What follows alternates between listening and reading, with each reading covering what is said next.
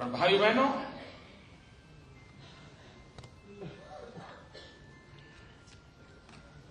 એકવીસમી સદીના ગુજરાતનો પાયો નાખવા માટેનો એક સુવર્ણ અવસર પ્રજાએ આપણને આપ્યો છે. સ્વર્ણિમ અવસર. 2010 ગુજરાત એની સ્વર્ણ જયંતિ ઉજવી રહ્યું છે.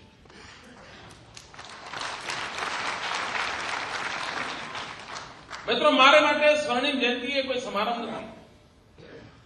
મારે માટે સ્વર્ણિમ જયંતિ ઇન્સ્પિરેશન છે. વિકાસ માટેનું ઇન્સ્પિરેશન, દોડવા માટેનું ઇન્સ્પિરેશન, જનભાગીદારી માટેનું ઇન્સ્પિરેશન. પ્રત્યેક વ્યક્તિ એક સંકલ્પ કરે, મારી ઈચ્છા છે. પ્રત્યેક વ્યક્તિ કે આ ગુજરાતની સ્વર્ણિમ જયંતિ પહેલા હું આટલું કરીશ જે સર્વજન હિતાય હોય, સર્વજન સુખાય હોય. એક માણસ નક્કી કરે ને કે હું બીમાર નહીં પડું, તો પણ એ સમાજ માટે સહાય કરતો હોય છે.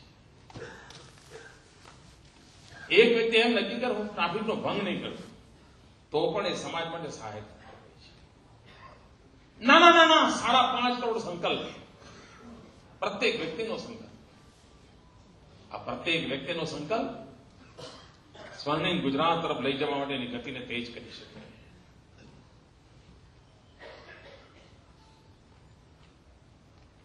મિત્રો, મેં 2010 સ્વર્ણિમ જયંતિની વાત કરી તો ગઈકાલે કોઈ મીડિયાવાળાએ એમ કહ્યું નરેન્દ્ર મોદી 2010 સુધી જ અહીંયા રસ છે.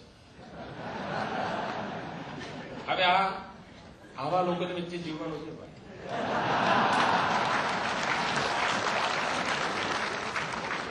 આવા લોકોની વચ્ચે જીવવાનું છે. ખેર મિત્રો, હું પણ કોશિશ કરું છું જીવવા માટેની. સમય કદાચ મને શીખવાડશે, પણ સહેવાનું તો શીખવાડશે.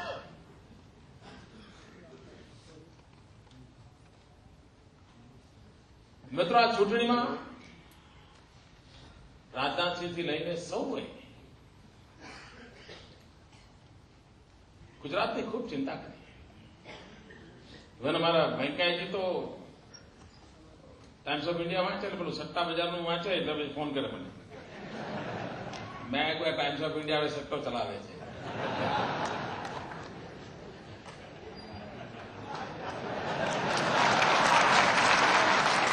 તમે ચિંતા ન કરો, તમે ટ્રાય કરો. મિત્રો, પહેલી વાર એવું થયું કે દેશના લીડિંગ મીડિયાને સટ્ટાના ભરોસે જીવવું પડ્યું. આવું બને નહીં કોઈ.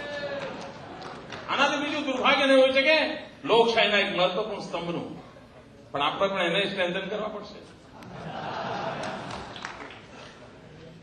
સત્તા અને સત્તા વચ્ચે ઝોલા ખાતા અને એથી કરીને બહાર બેઠેલા માણસ ભાઈ શું થશે?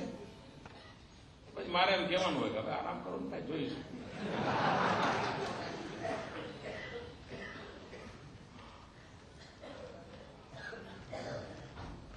મિત્રો, ચૂંટણીમાં જય પરાજય બહુ મોટી બાબત નથી, પણ જય અને પરાજય બંનેને બચાવવો એ મોટી બાબત છે. અગર લોકશાહીમાં જય પરાજય ન હોય તો લોકશાહીનું મહત્વ શું હતું મિત્રો? પરાજયને પણ બચાવો, જયને પણ બચાવો. એ સામર્થ્ય કેળવવાનું હોય છે, અને સામર્થ્ય જો કેળવીશું આપણી મંજિલ ખૂબ લાંબે સમય સુધી આ જનતાની સેવા કરવાનો આનંદ આવતો છે.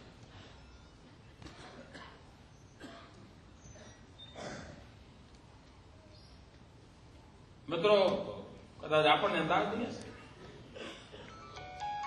દેશભરના કાર્યકર્તા, અને હું આને જુદી રીતે ઘટના જોઉં છું. 84માં સમગ્ર દેશમાં આપણો સફાળો થઈ ગયો. 2 લોકો આપણે જીતા હતા પાર્લામેન્ટમાં, અને આખા દેશમાં અટલજી સહિત બધા હારી ગયા હતા. એકદમ નિરાશાનું વાતાવરણ દેશમાં. અને એ વખતે 84, 85, 86 નિરાશાનો માહોલ હતો. અને 87માં કર્ણાવતી મ્યુનિસિપલ કોર્પોરેશન આપણે જીત્યું. ઘટના જણાવવાથી મ્યુનિસિપલ કોર્પોરેશન કોઈ મોટી ઘટના ના કહેવાય, પણ ભારતીય જનતા પાર્ટીના જીવનમાં એણે એક મોટી પ્રાણશક્તિનું કામ કર્યું.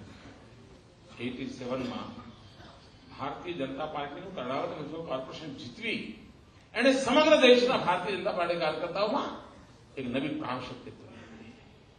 મિત્રો, ભારતીય જનતા પાર્ટીનો દેશ દુનિયામાં બેઠેલો કાર્યકર્તા ઇમોશનલી ગુજરાત સાથે જોડાઈ ગયો છે, જેમાં વિજય અને ઉન્માદ અને આનંદ તરફ લઈ જઈ રહ્યો છે. એમાં આપણી એક ભૂલ પણ એને કેટલી પીડિત કરી શકે એનો અંદાજ આપણને થયો. અને તેથી આપણું પ્રત્યેક કૃત્ય દેશના કરોડો કાર્યકર્તાઓની લાગણીઓ સાથે જોડાય. આપણું કાર્યક્ષેત્ર ગુજરાત હોય, આપણું કાર્યક્ષેત્ર આપણી વિધાનસભા હોય, કાર્યક્ષેત્ર જિલ્લો હોય, પણ આપણા સાથે લાગણીથી કરોડો લોકો બંધાયેલા છે. એના આશા અરમાનને ક્યારેક ઠેસ ન પહોંચે, એના માટે ઈશ્વર આપણને શક્તિ આપે.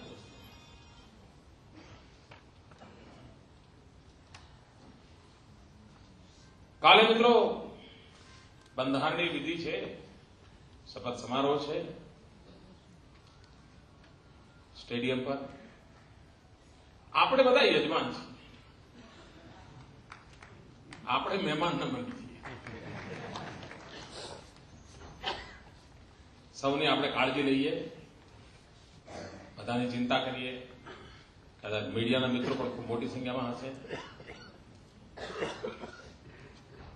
આ બધાને સાચવી શકીએ એવી વ્યવસ્થામાં આપણે ભાગીદાર બનીએ.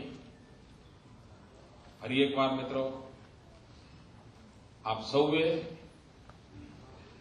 મને જે જવાબદારી સોંપી છે એ જવાબદારીને યોગ્ય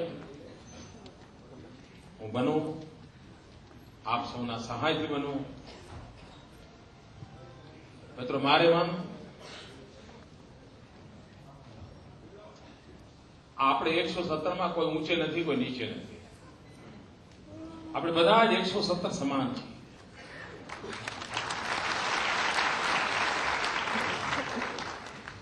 એ મનોભાવ સાથે આપણે ગુજરાતની જનતાની સેવાનો નવા અધ્યાયનો આરંભ કરીએ.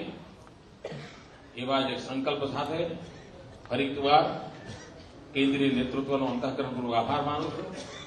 પુરુષોત્તમભાઈના નેતૃત્વમાં લક્ષાવધિ કાર્યકર્તાઓએ જે પુરુષાર્થ કર્યો છે એમનો પણ આભાર માનું છું, અભિનંદન આપું છું. અને મેં પહેલા કહ્યું તેમ આ જીત ગુજરાતની જનતાની છે. આ જીતની હકદાર ગુજરાતની જનતા છે. જીત પર અધિકાર ગુજરાતની જનતાનો છે. એના શ્રી ચરણોમાં અર્પીને મારી વાતને પૂર્ણ કરું છું. ભારત માતા કી જય. જરા આવાજ. ભારત માતા કી જય. ભારત માતા કી જય.